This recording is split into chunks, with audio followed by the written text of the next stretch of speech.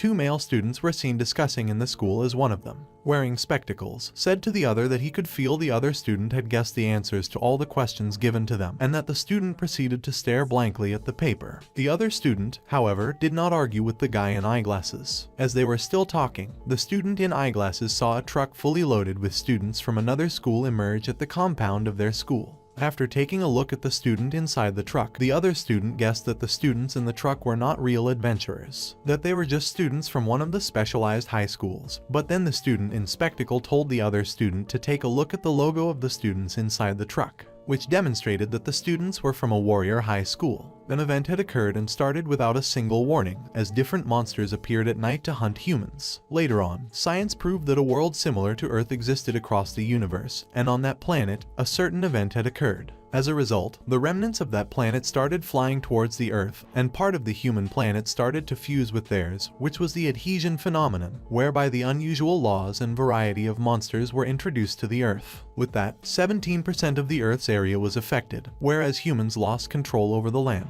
The danger zones were places called dungeons, where there was a particular monster called the Horned Horror, whose number of horns increased with respect to the strength of the monster. Humans tried to fight the monster but failed due to the fact that they weren't given any time to prepare for it, and humans as a species have no ability to do anything. However, they were later fortunate, as disaster was not the only thing that came from the other world. The natural limits that humans as a species were born within, the limitations to their potentials caused by the natural law of the Earth, were completely shattered. Although it was a phenomenon that affected all humans on Earth because the abilities awakened were different for everyone. But the chosen few decided to train, whereby individuals who utilized their newfound potential and abilities to regain control over the dungeon were special agents working for that sole reason. And they were known as adventurers, which was how the era of dungeons and adventurers began. The entire world praised their accomplishments and was also inspired by their strength. Not long after that, organizations that focused on the training of adventurers were created throughout the world. The best adolescent training facility in the Republic of Korea, which has managed to produce the best adventurers for the last 25 years, was the world-renowned Soldier High School. The two male students were seen as they continued their discussion about what happened at the dungeon, which the school authorities counted as a test. While they were still discussing, they looked over and saw their schoolmates admiring a young guy who was also a student and whose blood was mixed with elves. The other male student did not recognize the guy, but the student in spectacle described the young guy as someone who frequently appeared on TV shows. The guy's name was D.F. Choi, whose father was a famous adventurer and his mother was an elf. People claim that D.F. Choi was a genius and that he would enter the top ranks of adventurers within 5 years of graduating. D.F. Choi was a first-year student at Soldier High School and had returned from the dungeon 14 times. The other male student was jealous at D.F. Choi and got angry at how people admired him, but the student in spectacle told him not to be angry at D.F. Choi, which got the other student angry as his friend could not side at him. Just then did the student in spectacle saw a guy named Jaryong whom he greeted and asked him why he did not go to work that day, and that he heard Lee Yoonji went to a karaoke bar with her friends, which Jaryong confirmed that he heard also. Then the other male student asked Jaryong to skip work and come with them. But when Jaryong heard so, he punched the student by the stomach and left, whereby the student in spectacle told the student that since he had already warned him to think before he speaks out, he did not, and now Jaryong had punched him to shut his mouth up. At the hospital, the student in spectacles was in the hospital with his friend as he checked on him to ask if he felt better. While Jaryong was walking by the roadside, he received a message that said he had work to do. As he was going, D.F. Choi saw him and called him, but it seemed that he did not respond to D.F. Choi, which made D.F. Choi wonder why Jaryong ignored him. As Jaryong was going to work, he lamented on his way as he did not want to work. When he got into a building, we saw Emian, who seemed to be Jaryong's boss, introduce Jaryong to a bald-headed man and told him that he was the client for the day's job. But the bald-headed man was angry at Emian, as he said that he thought Emian would brought his best worker for him. To which Emian said that Jaryong was their best worker, and the bald-headed man replied harshly that he did not wanted to got scammed by people like Emian. Whereby Emian told him to lower down his voice, but the bald-headed man insisted that they should get Jaryong out of his sight before Emian would regret what he had done to him. There was a huge-looking man whose name was Lee Pilju. Jaryong spoke to him and said that he guessed Lee Pilju was an adventurer, but he wondered why Lee Pilju was looking stupid behind the bald-headed man. However, Jaryong's statement irritated the bald-headed man, but Lee Pilju said that there was no need for them to continue the conversation because he was sure that if he broke Jaryong's arm and leg, it would teach Jaryong a lesson. Lee Pilju was a former silver rank adventurer who returned from the dungeon 81 times before retirement, while Tu Jaryong was a first-year student at Donggang High School and had returned from the dungeon 371 times illegally. He was known as a dungeon smuggler. The bald-headed man warned Jaryong that if he wanted to save his life, he should get down on his knees and beg before Lee Pilju does anything. But Jaryong, getting prepared to fight, replied that he did not know how to beg. Every day, adventurers work hard to explore dungeons, and when they successfully explore a dungeon and take down monsters, they are able to attain countless treasures. However, before adventurers exit the dungeon, the treasures that they attain must be handed over for inspection, and that is because lots of them have incredible strength. If such things were left to circulate without permission, they could be used for evil, which would put lives at risk. As such, the Adventurers Association must first inspect or register the treasures and then levy taxes on them according to their worth. However, there were people who violated the rule as they enticed adventurers who did not want to pay the enormous taxes and secret pocket treasures. But if these people were not caught, then society as a whole would be a loss, so if anyone sees these kinds of bad guys, they should hurry and report them to the association. The bald-headed man was surprised as he saw that Jaryong was ready to fight Lee Pilju, whereby Imyehan asked the man if he was scared that Jaryong would defeat Lee Pilju. But the man said that he trusted Lee Pilju's nasty temper as he would beat Jaryong to his satisfaction because the reason behind Lee Pilju's retirement was not because of injuries but assaulting of teammates. So he told Imyehan that if Lee Pilju fight Jaryong, then they would end up having Jaryong's corpse to clean. When Jaryong heard that Lee Pilju assaulted teammates, that was when he knew that Lee Pilju was an actual criminal. Lee Pilju, however, considered Jaryong trash because Jaryong had purposely caused trouble and lost his license to enter the dungeon. But as Lee Pilju tried to punch Jaryong in the face, Jaryong, dodging the attack, said that he already knew assaulting teammates would be attacking him from nowhere. He returned with a kick at Lee Pilju's neck, which made Imyehan proud of him as he boasted to the bald-headed man that he brought him the most skilled person he knows. When Jaryong saw that he easily kicked Lee Pilju, he then said that he thought Lee Pilju would be a little tougher but was disappointed. Lee Pilju was at a loss. He thought of the smuggling teen, who was Jaryong, as a mere child. However, those reflexes and the force behind the kick launched at his chin had already reached the domain of the pro. Imyehan could see that Lee Pilju had started to understand that he could not win the fight between him and Jaryong. But when the man explained to Imyehan that Jaryong only gave Lee Pilju a single kick, he could not determine who would win at first sight, and Imyehan replied that he could feel for Lee Pilju, so he warned the bald-headed man to stop staring at him as he could read between the lines. Lee Pilju then told Jaryong that whatever tricks Jaryong decided to use, he would still consider him smuggler scum. He then promised to show Jaryong who he really was as he began forming his power. After the adhesion, people began to awaken abilities that exceeded their limitations. However, every person would have different builds and talents and, as expected, would awaken different latent abilities. Adventurers, of course, undertook training that matched their abilities and then assigned roles to themselves, whereby one of them is called Tank, which is a position in which one protects one's teammates from the dangers of the dungeon, and their role is to face monsters head-on at the front line. The strength of their bodies, trained to their limits, allows them to shrug off bullets from personal weapons in top-tier tanks. They can even take the overwhelming firepower of missiles easily, which are precisely a protective barrier. With the way Jaryong saw Lee Pilju forming power, he knew that Lee Pilju was a real adventurer. The aura that came out of Lee Pilju's power was so powerful that the bald-headed man almost fell down but was rescued by Imyehan, who, after saving him, asked him if he was alright. When Imyehan saw how powerful the aura from Lee Pilju's body was, he wondered if Lee Pilju was going to wreck his place of business. But when Lee Pilju attacked Jaryong,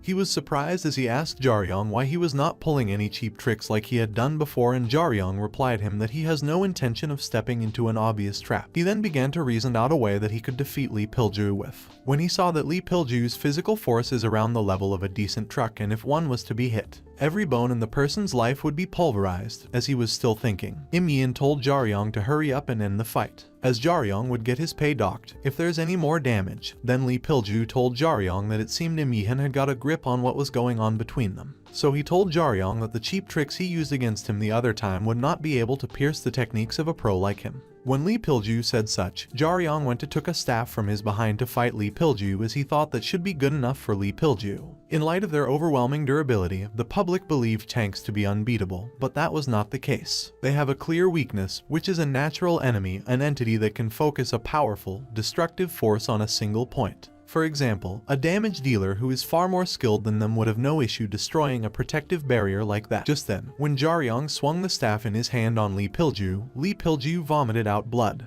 which scared the bald-headed man, and Lee Pilju asked Jaryong where he had learned how to swing that perfectly, but Jaryong answered him that he did not understand what he was saying.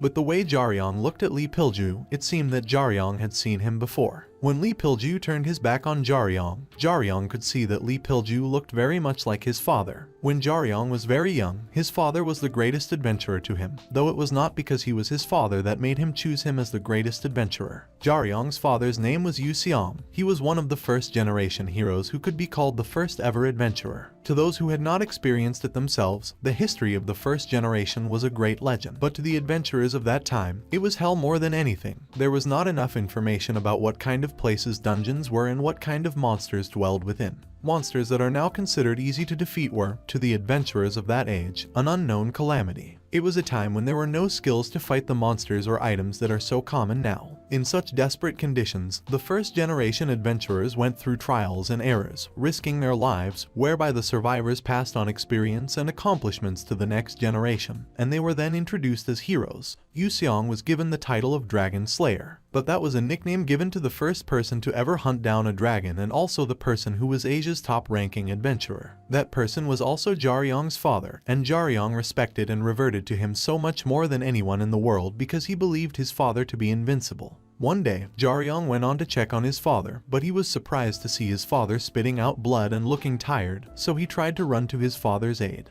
But his father stopped him, and he could do nothing but cry for his father because the cause of his ailment was poison. During his father's exploration, he came across a deadly poison. Like any other time, he tried to overcome it, but after decades of overworking himself, his body was already at its limits. The colleagues that his father trusted his life with, even to the point of death, took advantage of his father's vulnerability and then took his fortunes and work. For years, his father suffered both mentally and physically because he was really disappointed by the people whom he trusted so much. Whenever Yu Seong was going to school every morning, he went to check on his father. Years later, when the world had started to forget the popular dragon slayer Yu Seong, his father lost his identity as a hero. After losing everything and also suffering from an incurable disease, all that was left in his stead was a forgotten adventurer. When Jaryong saw that, as he looked at Lee Pilju's corpse on the floor, he could remember his father. He dropped the staff in his hand and left him to stop recalling about his father. Im Yin was proud that the fight between Jaryong and Lee Pilju went smoothly, but the bald-headed man was dejected that Lee Pilju lost to a kid like Jaryong. But Im Yin suggested mockingly that Lee Pilju might have lost due to the fact that he was not a good adventurer. Jaryong then said that Lee Pilju bragged about beating up his colleagues, which was a telltale sign that he is weak, and that there are only two reasons why a good adventurer retires, which are that their bodies were broken to the point that they could not explore anymore or that they died during the exploration. All the while Jaryong was talking, the bald-headed man could not raise his head as he was afraid of Jaryong. Jaryong then said to Im Yihan that he did not know what the wage was, but that if it was more than the minimum wage, it would be better for Im Yihan to fire the bald-headed man.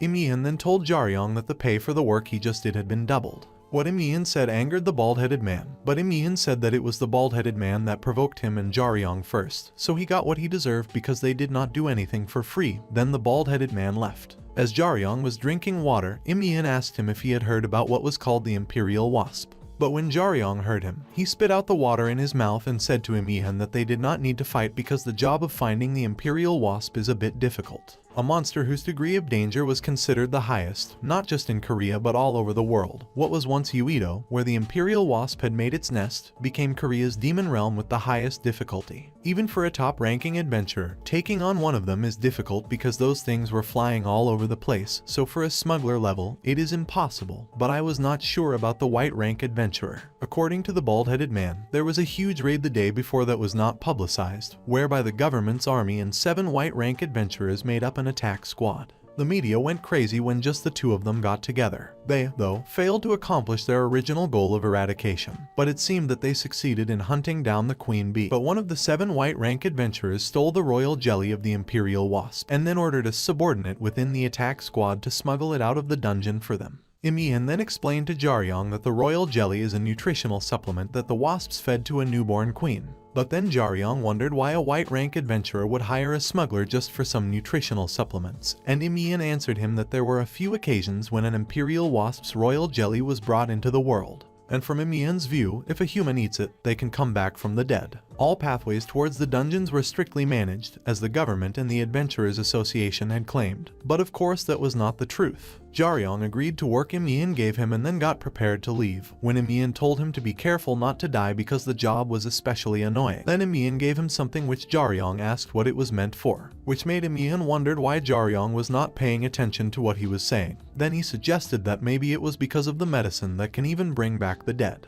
Jaryong then left saying that he knew things like that were always blown out of proportion, even if it was considered as an antidote second to none, so it would not be able to cure his father's condition, and if there was something like the royal jelly in the first place, his father would have never let go off his string of hope. After the adhesion, dungeons here and there were created across the earth, and among them, there were two considered the greatest within Korea, whereby the first is Jeju-do, which is a dungeon fused with a volcanic mountain range, while the other is fused with the Igar jungle, which is located in what was used to be Bae-Uido in the middle of Seoul, with Uido at the center. Mapo, Yongsan, and Yangyunpo were all taken over by that dungeon, as were most of its remains, and many adventurers lost their lives trying to explore the region. It seemed that one of their subordinates managed to transport it to the meeting area, which is from Uido to Borim. However, after arriving at the meeting area, they lost contact. Maybe the person ran away, but they were not sure if the person could do so, as it could be most likely an accident or injury because he must have dealt with all kinds of tricks to get out of the place. Imian had made Jaryong know that all he had to do was get on site and bring back what the person had if Jaryong could find it, so he warned Jaryong not to get distracted but to only focus on the job. Jaryong asked Imian if he thought he would run away from him, to which Imian replied that he would not be stupid to do so for him. Imian reminded Jaryong that the royal jelly of the sky wasp is precious and that humans are not the only ones willing to risk their lives to get it, and he also said that the entire forest should be smelling the royal jelly too. When Jaryong got to the forest, he saw a bold footprint, and he was sure that plenty of things were going to be attracted by the royal jelly's smell. Jaryong, however, met a lady who was also in the forest but had come to the forest for a different role. The lady's name was Jin Seram, a first-year student at Warriors High School. She was currently facing the biggest problem of her entire life. It should have been an easy trip to the dungeon for her midterm, but instead, what Seram faced was a monster that should have been there. The test was simple. Within the given time limit, one could collect as many coins that were placed within the dungeon as possible, although it was a test used to simulate a real combat situation. The test area was the lowest rank possible, which should have been very easy, and that was because it was considered the beginner's training ground. Even the monsters that happened to live there were weak and had low intelligence levels. The monster attacked Seram, who was scared because she could not fight it. She thought of running away, which was impossible. She realized in that instant that all she had left was to hope for a miracle, and even then she decided to fight back. The monster that attacked was called the Titan Ape, which is a juvenile monster. Although Seram tried to shoot her arrow at the monster, no matter how many shots she took, piercing the monster's body was impossible, as she knew that she could not kill it with any of her attacks, so she knew there was no need for the monster to dodge or block it. She wished that the monster could let down its guard. Jin Seram was a class that imbued magic on her arrow tips, which is called the Magic Ranger, and the skill is known as Flame Bombardment. The type of magic that could be imbued on the tip of an arrow was limitless. What Seram decided to choose as the last resort was an explosion of the greatest magnitude she could manage. It should have been enough to kill any monster with a danger rank of 3 stars. Of course, that was only if she could land on the spot, but before she shot the arrow, the monster had already dodged it, and she was afraid that she could not do it again, so she thought she needed to run away, but the monster went after her. Just then, Jaryong came to her aid, which surprised Seram.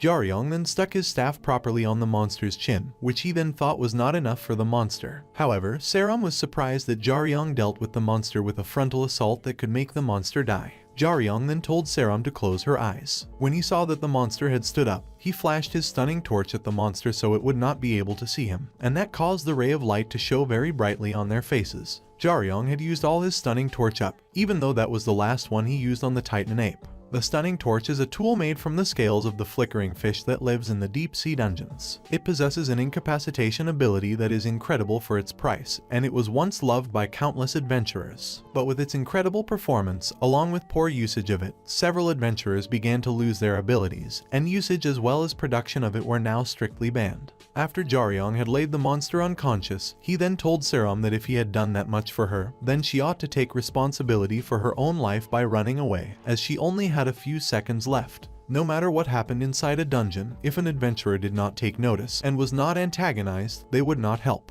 Jaryong then remembered what Im Yihan used to say, they were like cockroaches because the bounty on smugglers is really sweet. So Jaryong then thought that if he messed around carelessly, he would just get stomped. Saram was surprised as she could not see Jaryong again. She then thought maybe he had disappeared because she was sure that Jaryong was right in front of him just then. Later Jaryong suddenly appeared and was worried when he still met Saram, whom he thought would have ran away. So he asked her what she was doing right at the spot, and Saram replied him that she wanted to thank him for saving her life, and that it was not just because of that alone but also because she had studied Jaryong very well and could see that he was smuggler, which is why she wanted to offer him a job. But as Saram talked, Jaryong noticed the logo on Saram's shirt, which was the logo of Warrior High School. Jaryong neither had the intention to overlook the logo for the third time, nor did he have any interest in learning how crazy a silver spoon-sucking Warrior High School student was. So he warned Saram not to get in his way as he would bury her alive. As he was about to leave, he heard Saram saying that the bounty in smugglers is 50 million won while the bounty on poachers should be 400 million and 5,000 won. What Saram said irritated Jaryong, but Saram still continued as she said that the Inkil's blood, which is like a bracelet, could be attained by just catching 5 people like Jaryong. She then said that was just the down pay and that if Jaryong helped her with her midterms, she would pay him the rest as well. Jaryong then answered that he thought Saram was just a spoilt brat before, but now it looked like she was filthy rich and absolutely out and her mind with what she was offering him, and Saram then asked him if it matters whether she was crazy or not. Saram then showed Hai the bracelet, which she thought could serve as an opportunity to change Jaryong's life, but then Jaryong said that he had figured things would turn out that way and that there were no reason why he would kill her, which made Saram wondered about the meaning of what Jaryong was saying. Just then the Titan ape appeared from Saram's behind, and Jaryong warned him that she only had few seconds to escape. So he told Saram that redo the kind of strike he dealt earlier and that she could cast it at the end of his staff and threw it back to him, but Saram said that she did not have any magic power left. Then Jaryong said that he did not think he would be able to take aggro for her barehanded for very long. Saram began to think that she barely had a quarter of her magic power left, so she would not be able to do any damage to the monster with that amount of power. She thought instead that she would rather just run away by herself while Jaryong got the monster's attention.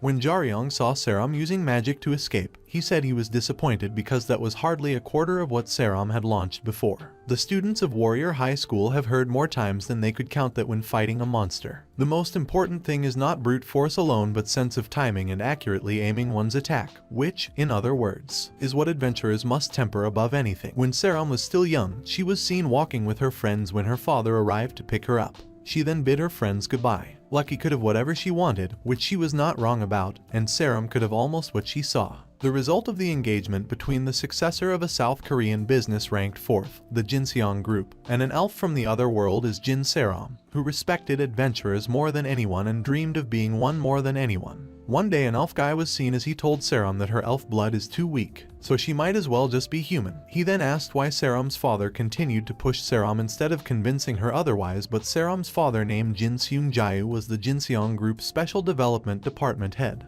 Then replied the elf guy that he was not pushing Saram but only cheering her on since that was what she wanted, because it was not like the talents of an elf are required to become an adventurer, which the elf guy confirmed to be true, because for a human, Saram is not that bad but just that she's still only a bit above average. So he made it clear to Saram's father that his daughter was not just a human from a normal family. So he knew that Saram would not give up on her own as she was as stubborn his sister, who was Saram's mother, who would never compared to the monsters rank humans, but if Saram kept trying she might be somewhat different, which would be enough to bring in praise and recognition for a regular human.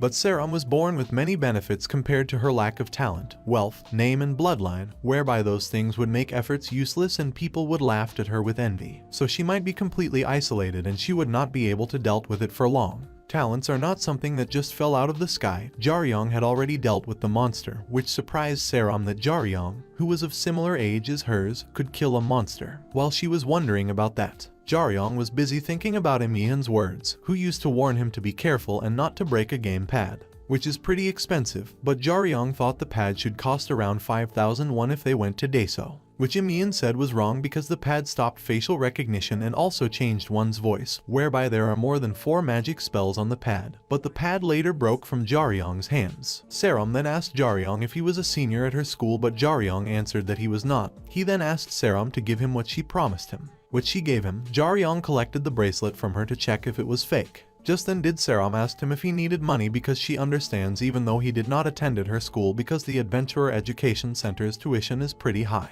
so she suggested maybe she should pay for him, but Jaryong replied him that he did not attended any place, meaning that he did not attended any adventurer school and had not even went near one. So she then asked who had taught him how to fight, which he replied that no one had done so for him, but he taught himself. It irritated Seram a lot because, when she thought about the timing and movements with which he used to fight the monster, she knew that it was impossible for Jaryong.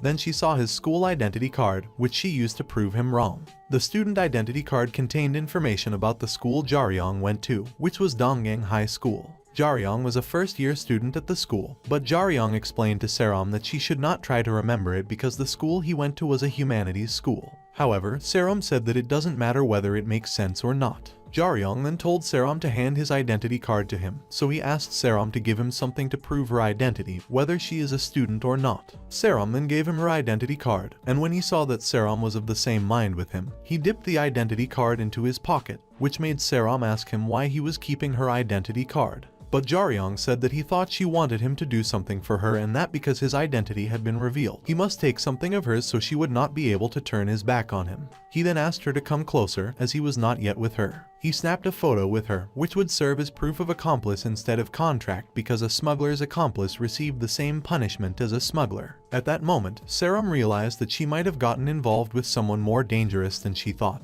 but it was too late and everything had already begun. After they snapped the picture, he told Seram to let them discuss the price of what he wanted to do for her. He also asked Seram what exactly she wanted him to do for her, and Seram replied that she wanted him to collect coins. Within the 6-hour limit, collect coins that have been placed in various locations throughout the testing center, which is the goal. Seram had to find a coin box in a certain location and prove that she was a student. Seram told Jaryong that she already had one coin, which she showed him, and that she needed one more to pass, which is not far away. Jaryong then asked her where the coin was located, but Seram replied that the coin was located at the old ruins of the Eugene Mall, whereby Jaryong said that he could see it was not a coincidence, that they met each other, as what he was looking for was also there, which was the Imperial Wasp. But it seemed that Jaryong could not remember vividly whether it was the Imperial Wasp or not. He later explained that apparently, it has a strong smell and attracted monsters, which had attracted the monster he fought with earlier. However, it doesn't matter to him, but Seram insisted on following him. Jaryong then asked her if there was any other location to find the coin,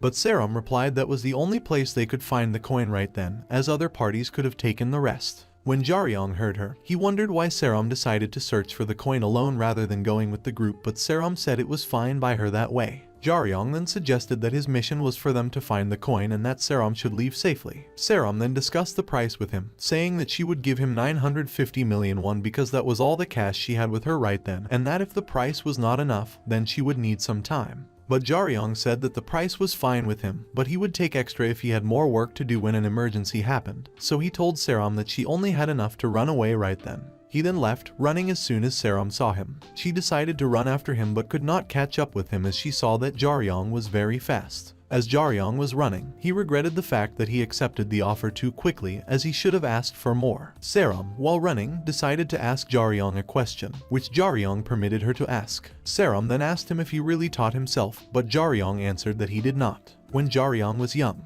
he had never been given official training as an adventurer. However, the ability he has right now was earned by risking his life. But there was one exception, which was when he was wrong, as he witnessed his father's movements, and that allowed him to learn 3 movements, whereby the first one was the needle, which was using all of one's power, speed, and weight, and also stabbing the opponent's vital point. It was, however, a simple but not so simple move, which he earned with experience, sense, and talent. A technique that not even the top-ranking adventurers were able to master had been perfectly mastered by Jaryong. Claws raptors, which are native species, are usually in groups of at least 5, which meant that it was not only Seram that took losses because of the royal jelly, as there were probably all kinds of monsters nearby them, so Jaryong told Seram to let them take a quick break and then get going. Seram then remembered the question she asked him earlier about if he had personal training while he was still young. But Jaryong answered him that he just watched someone train, so he was being sneaky as it was just a few moves, so Seram later gave him stamina ample to drink, as she thought he was probably not in an original condition.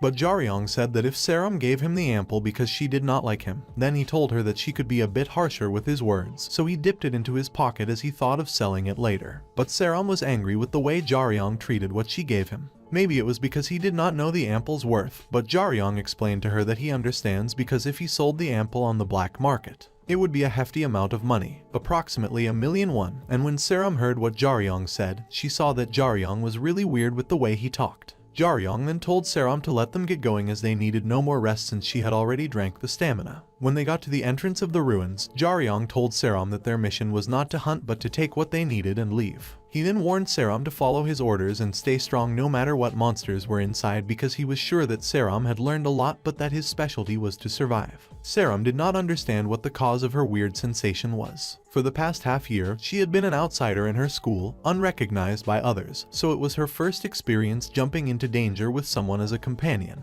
As they were still going, Saram noticed something that she called Jaryong's attention to, and Jaryong replied that he had never seen anything like that before. Jaryong and Jin Saram were seen as they got to the entrance of the cave, where they saw different kinds of monsters slain and pulverized on the floor. Jaryong knew that the monsters around the place were not native to the area, but they were certainly dangerous to even professional adventurers. He wondered what was there to have killed that many monsters at a time. However, he informed Jin Saram not to lose her mental state because of the gruesome scenes that were there. But then he informed her that something dangerous was lurking in the area, assuming that she should have noticed that as well, considering her calm composure. Jaryong then said that she probably might be a bit surprised because it's much worse than she thought, but nothing has changed yet. At that moment, they both noticed something standing ahead, to which Jaryong immediately brought out his iron pole. Meanwhile, the creature they saw was known as Slasher Lip, with 5 stars of difficulty. Slasher Lip sent out its long tongue at them, to which Jaryong attempted to use the iron pole to attack but got wrapped with the tongue.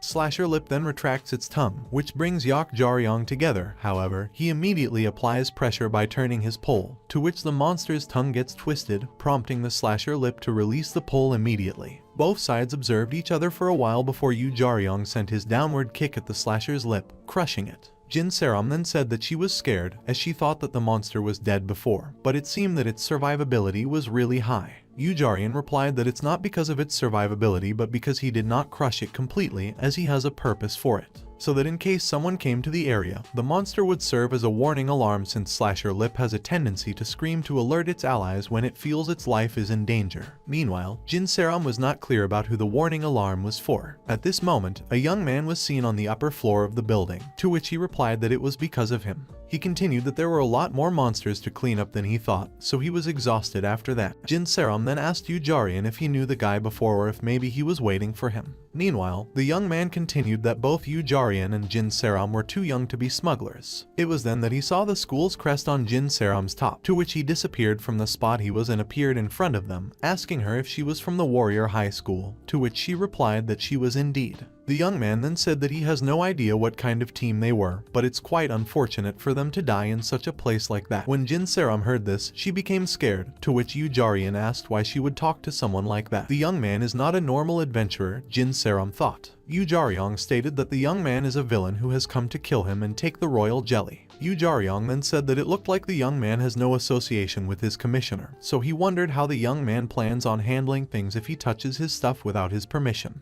The young man then said that he only has to handle things if he gets caught, but then he has very good luck as he coincidentally heard that his partner was smuggling a valuable item. And his original plan was to ambush him on the way, but things do not usually go the way they're supposed to, so he failed in finishing the group off. However, he confirmed that his colleague ran off in a particular direction, but he couldn't find him at all. He then concluded that his partner must be hiding in one of the smuggling locations around. It was then that Jaryong got to know that the reason contact was cut off with the head of smuggling was not because of the wasp's poison, but because of the young man. This young man then unsheathed his sword, and a sinister aura spread out of him. Even without clashing with the young man yet, Jaryong could feel the pressure. The young man then said that even if the deaths of Jaryong and Jin Saram were already assured, they could still go out in the least painful way. Jaryong knows that the opponent before him is the real deal and that he is on a different level compared to the bodyguard he fought earlier. So he asked Jin Saram to find the coins and leave while he stalls for time as soon as possible, and that thanks to his opponent.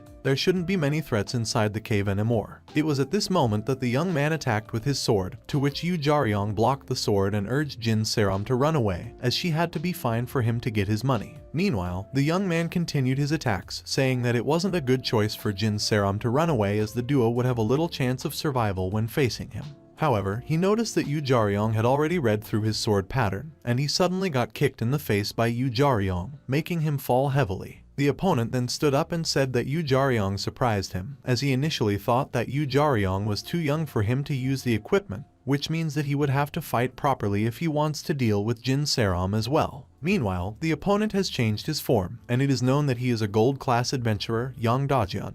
Im Yuan was seen eating ramen, which he offered to the client, who refused, as he was looking at the unconscious Lee Pilju. Seeing this, Im Yuan asked his client to have a seat as it would take a while for Lee Pilju to wake up. The client then said that his bodyguard could not even pull his weight, asking Im Yuan if he wanted to know how much he was paying his bodyguard, who claimed to be a former adventurer as he bragged around. Im Yuan then said that the client should not be too harsh on his bodyguard since he lost because he had to. And this is what people always overlook, which is that adventurers don't fight with just humans. So Lee Pilju might just be trained in hunting and exploring rather than fighting. Meanwhile, Yu Jaryong was someone who wasn't familiar with such processes, which made it natural for him to lose to a smuggler. The client then said that he heard that there was always infighting amongst adventurers, to which Im Yuan said that it was true and that the more valuable a location is, the more common fighting gets, and even comrades who depended on each other many times succumbed to greed and backstabbed one another. The client then asked if they kill each other, to which Im Yuan replied that no one is going to stop them since there are no laws implemented inside the dungeons no matter what happens, since the adventurers could claim that some of them were killed by a monster as they don't even need an alibi.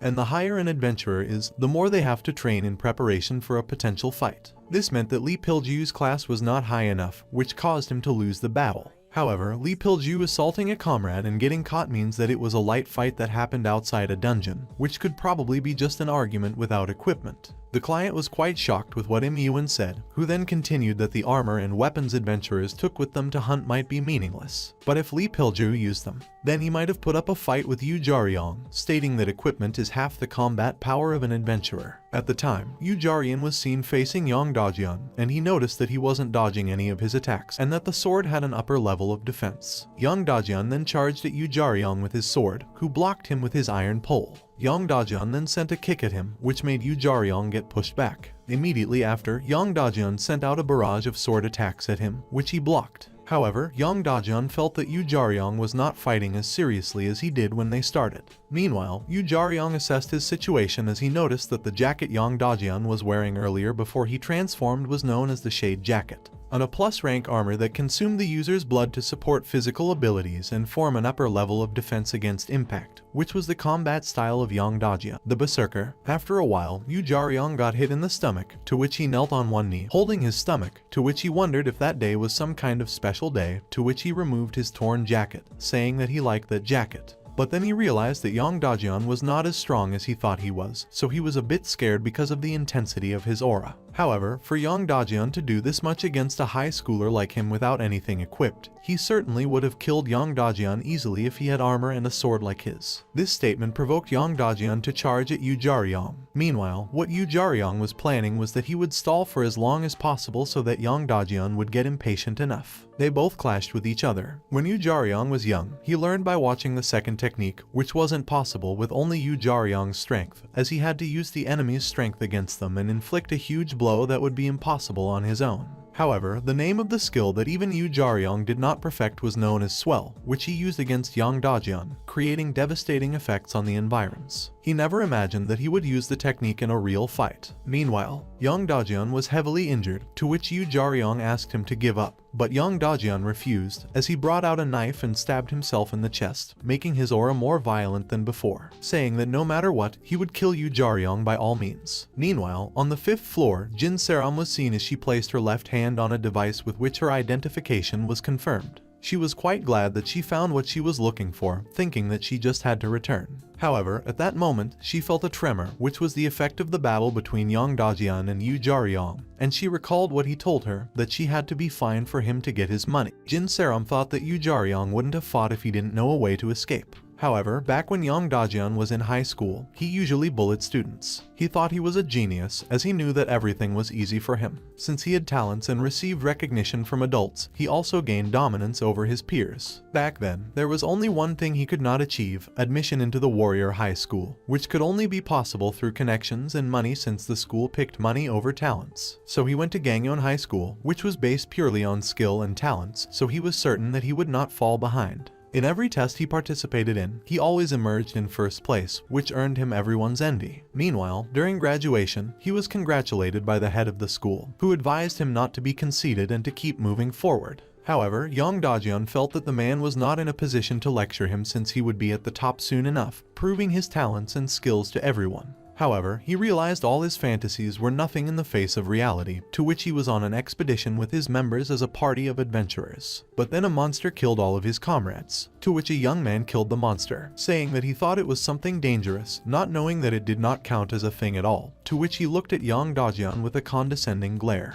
It was then that he realized that the advice given to him by the old man was words of comfort, as the realization dawned on him that he wasn't the chosen one he thought he was. Meanwhile, he was just one of the people the average person looks up to just a little better. Young Dajeon then attacked Yu Jaryong ferociously, who immediately pulled back and struck out with his iron pole. After a while of intense fighting, both of them were seen panting heavily, to which Young Dajeon was quite impressed with Yu Jaryong's talents, asking him why he was just a smuggler. Yu Jaryong was startled to see Young Dajeon complimenting him and replied that it was none of his business. However, they resumed the battle, and Yu Jaryong knew that Young Dajeon wouldn't be able to maintain that state for a long time since he used his blood as fuel. He would definitely reach a limit, so he thought of baiting him to consume more blood and use the needle technique. However, it seemed as though Young Dajeon knew that was Yu Jaryong's plan, and he wanted to finish him quickly but was interrupted by Jin Seram, who shot an arrow at his face, giving Yu Jaryong the chance to use his technique. Young Dajeon was seen as he lay unconscious with blood in his mouth, to which Jin Seram asked Yu Jaryong if he was dead, who then replied that Young Dajeon would not die from something like that, telling her not to worry too much about him,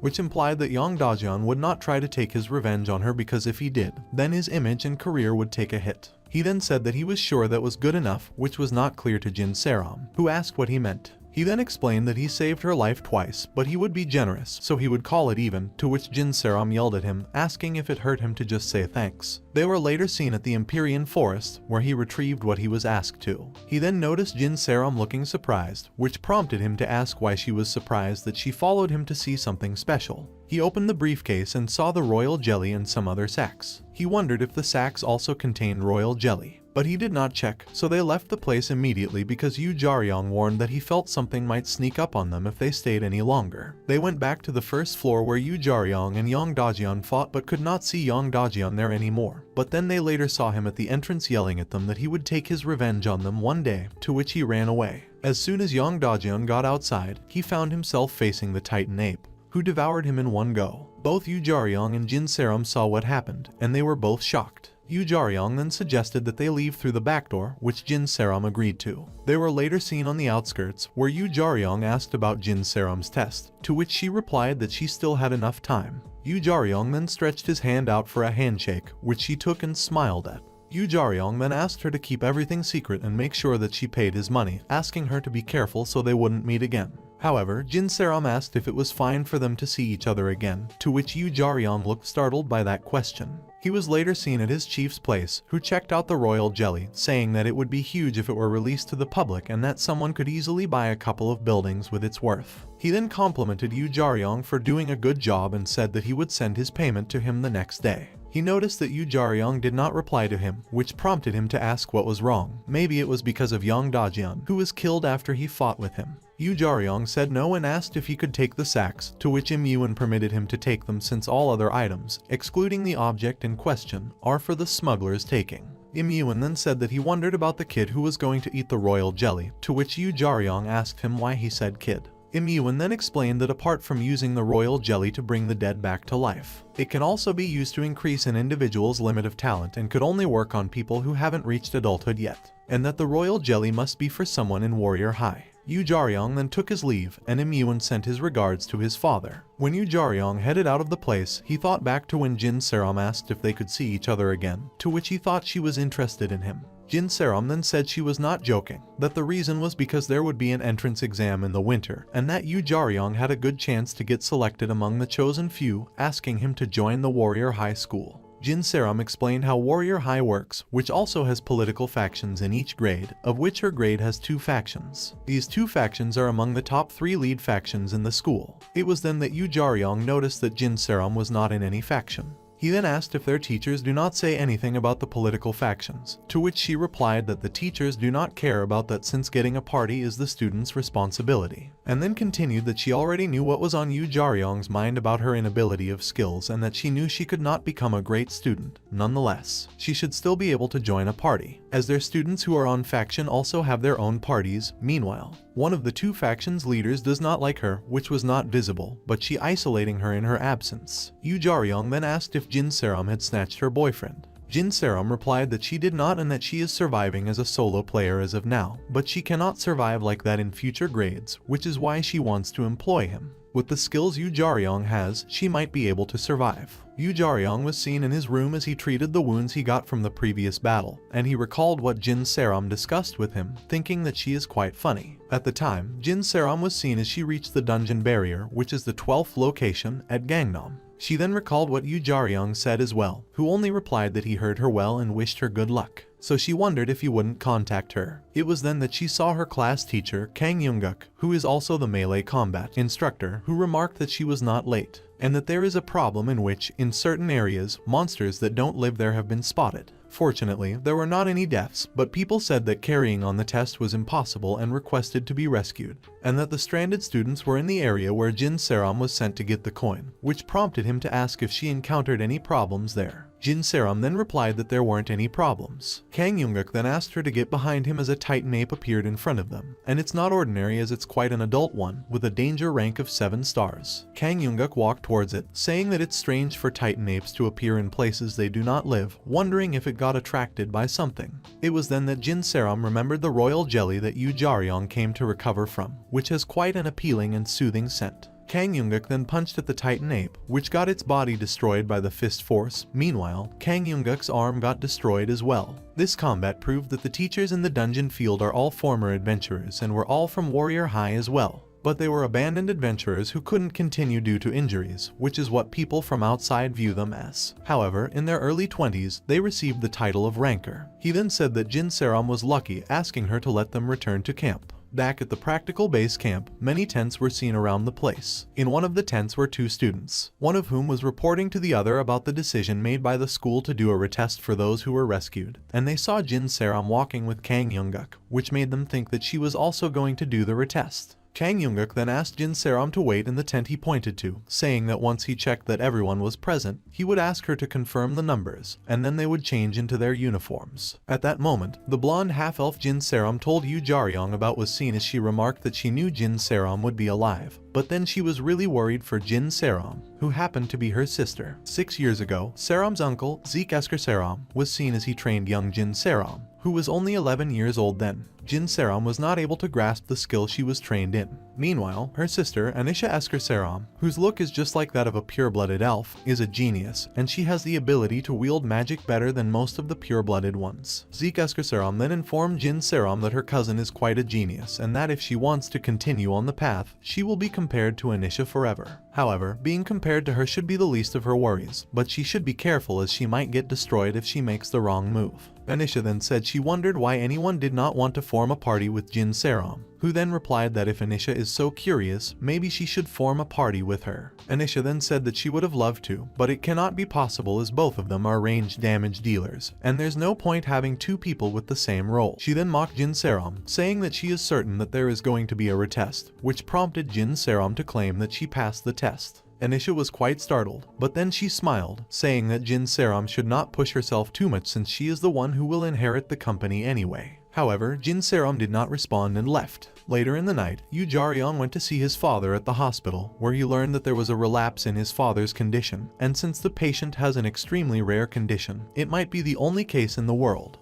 The doctor then told him that there aren't any other recorded cases of being infected by dragon's blood and surviving, and with their current medical technology, healing or improving his father's condition is impossible. The problem lies within the ingredients of the painkiller, and the milk of an extremely dangerous monster like the Sky Tiger is the perfect antidote at the time. Yu Jaryong then replied that he knew the Sky Tiger's milk was rare but he had money, to which the doctor replied that the money was not the issue. There is news about a new potion that is going around among adventurers that increases strength and resistance for a long period of time with even a small dose, and that before, it was easy to obtain Sky Tiger's milk when there was money, but now, companies and adventurers have started to buy up stock. This made Yu Jaryong flare up, saying that didn't mean that the doctor couldn't find enough to save a dying person. The doctor then explained that wasn't the issue, but the amount required to stop Yu Jaryong's father's symptoms is equivalent to the amount that's used to make 10 of those potions, and he is sure that the government would get involved if there were enough patients that required it. But since it's only his father who needs it in the entire world, there's no way for the government to give up that kind of profit.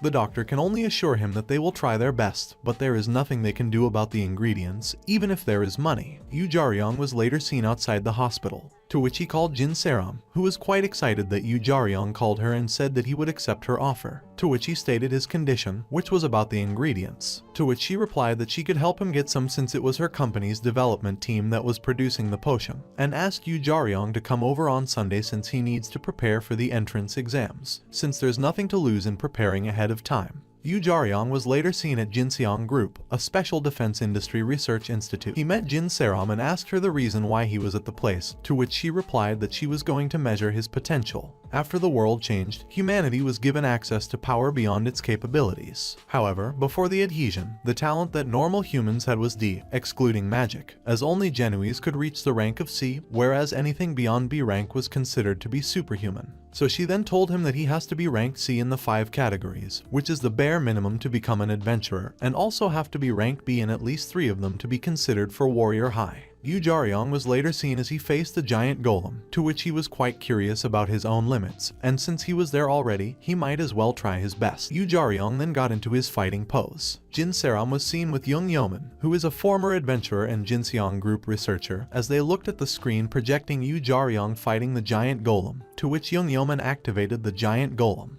The talent test is usually done in the 6th to 7th year, during which the testee wears special equipment for detailed measurements and pushes their body's limits in various fields. Because of this, it's hard to tell if they have amazing talent or have trained for a long time since it's difficult for them to reach their limits. Jin Seram knew that it wouldn't be easy to push him to his limits considering the physique he has, but he should be tired after fighting for a while. At the time, Young Yeoman was quite shocked by what she was seeing. She then asked Jin Seram about what she told her earlier about Yu Jaryong, who went to a normal high school but couldn't go to a special high school because he failed admissions, to which Young Yeoman wondered how he failed with the kind of talent he has. Yu Jaryong was seen as he beat the giant golem to a pulp, a model that is used to train pros. Young Yeoman noticed that Yu Jaryong was able to read through the golem's pattern by dodging a few times and found an opening to counter it, which made her comment that Yu Jaryong is better than the average pro just with his sense alone. Jin Seram then asked about Yu Jaryong's potential, to which Young Yeoman replied that he has yet to reach his limits, which implied that she would have to increase the difficulty, but there is no point in raising it by 1 or 2 levels, so they have to max the operational mode to 100%, meaning that the safe mode will be off, and doing this is a felony according to their company's rules and regulations. Jin Seram asked her if there was any other way to measure his limits. Young Yeoman thought for a while before she said that there was something left, but it was her first time doing it. As she wanted to explain further, Zeke Esker Seram, who is the director of research, came in and he had already heard what they were discussing. He then asked Young Yeoman why she was using the research without a report. Young Yeoman, however, did not expect to see him at all, especially on Sundays. However, Jin Seram then claimed that she was the one who asked Young Yeoman to open the research building. Meanwhile, Zeke Esker Seram then asked if she thought she could cover for his subordinates and that Jin Seram should not delude herself into thinking she owned the place, as the place is still her father's, not hers, so there is nothing for her to take responsibility for. It was then that Young Yeoman realized that the rumors about Jin Seram's uncle had been quite cold to her since she was young. Even when she did nothing wrong, she wondered why her uncle was taking it too far with his niece since other adventurers that have connections to Jinseong Group use the place often. It was at this point that Zeke Esker Seram saw Yu Jaryong on the screen and asked Jin Seram about who he was. Jin Seram wanted to explain but was interrupted by Young Yeoman, who said that he is Seram's friend and that he failed the admissions the previous year but wants to be an adventurer, and he also lost his measurement data. Since the cost is not cheap either, Jin Seram intends to help him. Zeke Esker Seram then said that he would test Yu Jaryong's limit by himself since the golems in the safe mode were not enough, so he would go and face him. Yu Jaryong saw Zeke Esker Seram come into the training room, who said that he would skip the introductions as he does not have much time. Meanwhile, Yu Jaryong did not know who he was facing, but his senses tingled faster than his head, which prompted Zeke Esker Seram to say that it seemed Yu Jaryong understood the situation, which means that he will be his opponent instead of the golems, asking him to try his best. Yu Jaryong knew that the person he was facing at the moment was an opponent against whom he felt he had no way of winning. Zeke Eskerseram asked him to make his move and not to worry about his own safety as he did not wear any protective clothes. Yu Jaryong charged at Zeke Eskerseram, who is also Korea's 7th rank white class adventurer, with an insane speed at which he used his iron pole to make the first attack. Yu Jaryong charged at Zeke Eskerseram with his iron pole. However, Yu Jaryong could not see any openings, thinking that he would have to make one for himself. So he decided to make a single strike with his full force behind it. And once the opponent dodged it, there would be a chance for an opening, which he would exploit to attack. Yu Jaryong thrust his iron pole at Zeke Eskerseram, who blocked it with just his palm, saying that Yu Jaryong is much more frivolous than he expected. He then grabbed the pole and kicked him away, at which point Yu Jaryong was smashed into the wall. He bent over as he tried to contain the pain he was feeling from the attack. Zeke Eskerseram then said that it seemed that Yu Jaryong was just fighting without any intent, and that he wondered if Yu Jaryong thought that his strategy would work on him. Also, he dropped his weapon while he was still conscious, to which Zeke Eskerseram kicked the pole up and caught it with his hand, which he threw back at Yu Jaryong, saying that he had been patient and allowed him to make 2 foolish mistakes, so he was certain that he had been lenient enough towards him. He then released his aura as he continued that if Yu Jaryong did something stupid one more time, he would send him back right away, and that Yu Jaryong would be better off if he quit his dreams of becoming an adventurer. Yu Jaryong then said that he was not sure about the reason why Zeke Eskerseram has a bad feeling for him, but then he accepted his offer. Yu Jaryong then charged at Zeke Eskerseram again, who saw that Yu Jaryong was using the same pattern again, but to his surprise, Yu Jaryong stopped in midway and sent a barrage of attacks at him, to which Zeke Eskerseram dodged all of the attacks, thinking that the attacks were not enough to move him.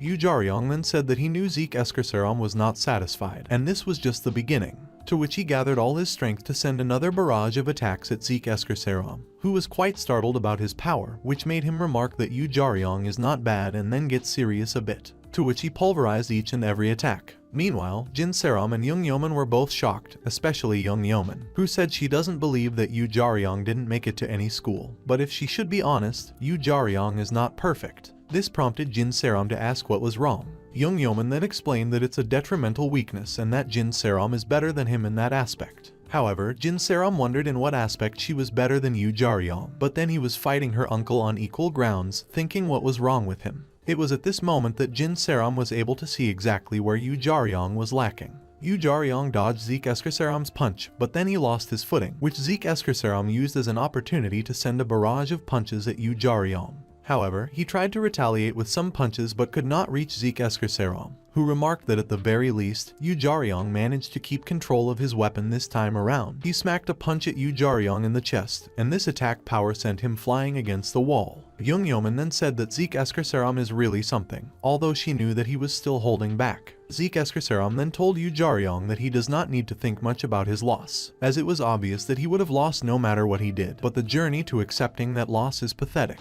To which he told Yu Jaryong that he lacks basic training, which was exactly what the same statement. Young Yeoman told Jin Seram, said that although his talent and battle are exceptional, his stance and basic understanding of attacking and defending make it look like he's never had training in his entire life. And if she were being honest, she would be a little disappointed with the kind of talent Yu Jaryong possesses, as he could have been much stronger if he just had some basic training. It was then that Jin Seram recalled that Yu Jaryong once told her that he had never been taught before. Back in the battle room, Zeke Eskerseram was seen walking away, saying that he had seen a lot of people like Yu Jaryong, that although he has the talent that everyone wished for, he does not put in any effort, and stating that he would give him his measurement. But he suggested that Yu Jaryong should give up because someone as weak as him could get killed relying on that kind of talent. Meanwhile, Yu Jaryong stood up with much difficulty and removed the protective helmet he used, saying that he does not know why it feels like Zeke Eskerseram has been talking too harshly about him, which prompted him to ask if he hates lazy people. But then Zeke Eskerseram looked back at him, thinking that he intended that last punch to make Yu Jaryong give up. However, Yu Jaryong asked for another bout of battle, and he declared that he would show him the results of his effort. Young Yeoman asked Yu Jaryong to stop the fight, even though she liked that he was excited, but they had gotten all the data they needed, so there was no need to fight anymore. Jin Seram also asked him to stop telling him that they were done already. Zeke Eskerseram then said that he knew what Yu Jaryong wanted, but it's pointless, and the outcome won't change no matter how many times they fight, as he wondered if Yu Jaryong wasn't aware of that. He then asked him if he wanted to be acknowledged. Yu Jaryong then replied that he is quite pissed off at the moment and all Zeke Eskerseram has to do is get beat up by him, to which he released a more intense aura. The reason why Yu Jaryong agreed to come for the talent test was actually something else, as he does not have a person to teach him, so he had to start from zero and learn everything by himself. However, thanks to his natural talent, he managed to fill the lack of basics and training, and to top it off, due to his experience in the field, Yu Jaryong was able to do whatever he wanted, to which he made miraculous progress. However, Yu Jaryong never thought that he was better than others because, of all the adventurers he met in reality, he was disappointed by how the fake ones among them were actually weaker than him. Zeke Eskerseram then said that it was his fault and that he would make sure to beat Yu Jaryong so hard that he would lose the will to be angry, and then released all his pressure. Meanwhile, when Yu Jaryong met Zeke Eskerseram, he knew that he was different from the adventurers he had met before, which made his blood start boiling without him noticing. Yu Jaryong then took the fighting stance his father always did, which Jin Seram noticed was quite different from the one he did before, considering his posture and weight balance. It's not a holding staff stance, which made Yu Jaryong look like a different person from before. All of a sudden, Yu Jaryong charged at Zeke Eskerseram, and he made his first attack, which nicked Zeke's right cheek. Yu Jaryong then continued his barrage of attacks, which Zeke Eskerseram dodged. At the time, Jin Seram was analyzing Yu Jaryong's technique, which was quite simple but rough. Young Yeoman then said that there were no openings between his moves, wondering who could have taught Yu Jaryong. As Yu Jaryong fought Zeke Eskerseram, he recalled all his father's techniques, which he implemented in his attacks. But then, Zeke Eskerseram finally cut through his offense, which he punched at Yu Jaryong, who dodged the attack and used his staff to make a wide swing at Zeke, who immediately pulled back from the staff's range. Yu Jaryong thought there would be an opening once Zeke Eskerseram landed. Meanwhile, Zeke Eskerseram knew that he wouldn't be able to dodge the attack, but he still charged at Yu Jaryong with the intention of meeting the attack head-on. However, what happened greatly shocked Young Yeoman and Jin Seram, to which Zeke Eskerseram said that if Yu Jaryong hadn't used his staff technique, he would have won if he continued. However, Yu Jaryong was seen on the floor as he looked thoroughly exhausted as he replied that he had used up all of his power, which he thought wasn't bad enough. Zeke Eskerseram is well known for his sharp attitude among the highest ranked adventurers, and he is also the only one among the 10 white class rankers in Korea known to be the greatest healer. However, the reason no one could complain about it was because of his overwhelming skill. Zeke Eskerseram then healed Yu Jaryong's wounds, to which Jin Seram rushed in, worried about Yu Jaryong's health. Her uncle then assured her that he would be fine. He then asked Jin Seram about Yu Jaryong's identity. However, he never knew that he would meet his son here, referring to Yu Jaryong's father, who was the first-generational adventurer. Seram's uncle named Zeke then said to a young man to send him a text if he would be late, but the man replied him that he should have gotten himself a coffee and relaxed somewhere because they would be late to the briefing again, and that if they were late, people would assume that it was his fault. However, Seram's uncle then told the man that something came up and it took longer than he expected, which made the man to said that he heard that him dueling with some kids, which must have been more than one kid. Then the man cited a cut on Seram's uncle's cheek, which Seram's uncle later confirmed to be true, but the man could not believe it, as he said if Jaryong was getting ready to join the school, then Jaryong would be 16, but Seram's uncle said that Jaryong would be 17. Which made Seram's uncle to said that it looked like Jaryong was trying to join Warrior High School that winter. Then the man also said that he could remember that there been a recruiting then, but he does not think anyone has passed during the 3 years he attended, and that he was sure Jaryong had a chance since he had no identity card then. And also managed to cut Seram's uncle's face, as the young ones were getting really scared, which was funny. Seram's uncle then said that comparing people to elves was not reasonable, but he was sure that there was no difference between the man and Jaryong. However, the man whose name was Kang Jinho argued with Seram's uncle that there would be a difference between him and Jaryong. Kang Jinho was a South Korean ranked 19th black class adventurer. He was also the leader of NYX at Korea's #1 attack squad. Kang then said that he knew he had an edge on Jaryong both in talent and age, as Kang was 21 years old. Jaryong, who had been sleeping all the while, suddenly woke up and saw that all his injuries were healed and was also not in pain either. Then he saw Seram, who was bringing a cup of coffee for him. Asked him what the hell he was thinking and that does he think he could win the fight, but Jaryong explained that he got angry all of a sudden as it was Seram's uncle that started all of a sudden. Seram then asked him what he meant by starting the fight because there was no way why her uncle would wanted to fight him. Jaryong was however surprised that Zeke was Seram's uncle, which Seram replied him that it was from her mother's side. Then Jaryong said that he could saw that Seram had a good relationship with him, as he could tell from the way he treated her, because he was sure that Seram's uncle was worried that a weird guy was trying to take advantage of his niece, but he thought that Seram's uncle had all the right to worried. Saram then said that her uncle was not like that, just that he was a stern person. Then the young lady appeared to check on Jaryong, who told her that he was fine. The lady was, however, sure that Jaryong's previous injuries would have been healed because her chief might not seem like it, as he was the country's greatest healer, which surprised Jaryong that Saram's uncle was that overwhelmingly strong when that was not his main role. It, however, relieved the lady as she got his results, which she showed him, and made Saram surprised as he saw that Jaryong was getting ready to join her school. In order to become a first-class adventurer, one needed to have at least a B rank in ability stats. However, one needed a balance of stats, as it doesn't matter that one's agility stat is high if one does not have enough stamina. Even with high strength, one could not bring out one's true potential with just stats and strength. Saram then said that even normal people have some stats with a C rank, although things get better when one has more than 2 strengths, stamina and agility. People with a C rank for the 3 main stats were considered 1 in 10,000, and they were able to play their role as combatants. If all 3 stats are B, then a person is like 1 in 500,000. Even just having those stats would put a person among the best of adventurers. So Saram wondered that Jaryong had a B in strength and an A in rest, and not only was he balanced, but his raw stats were also insane. Even within the first year of the dungeon raid department, Jaryong had been on the same level as that monster. Saram then wondered what the hell Jaryong was expecting, so she thought she should tell him something interesting. The lady then said that Saram's uncle, whom Jaryong had just fought with, did not have a single stat that was above a because stats are just an innate talent and do not represent one's current skill. Even with the best of stats, there would be no difference between an A and a D if one did not train, which is also not the only thing to worry about either, as there were things that could not be measured, whether or not the skills Jaryong used suit him, his battle sense, and his experience. Although that might seem cruel, the lady had seen plenty of adventurers who made up the gap through pure determination. Jaryong thanked the lady for the story, as he was not disappointed or anything but just did not have an understanding of that stuff, but there was someone that he knew, and compared to Saram's uncle, he still had a long way to go, which made the lady think that the person must be famous as it was not common, and then Jaryong confirmed it to be true. Saram then said that they were done for the day as they could meet up the next weekend, but the lady was surprised that Saram was about to leave. She then suggested that since Saram was there, she should try to visit the production department, which Saram said she knew no one at and that there was no way her uncle would approve of either, and the lady convinced her that her uncle had already approved it. Saram was surprised that her uncle had already approved it before he left. However, her uncle had already said that when Jaryong woke up, they should take him to the equipment production department, that the lady should tell the people at the department that Jaryong is his guest, and that the lady should get the people to make a weapon that suits Jaryong. So he told the lady not to worry about the cost of the weapon. And that's how the first part of this manhwa ends. Well guys, if you like this video and you want a second part, comment below with the word part 2. Also subscribe to the channel, hit the bell and like the video. But most important, leave a comment. Until the next video.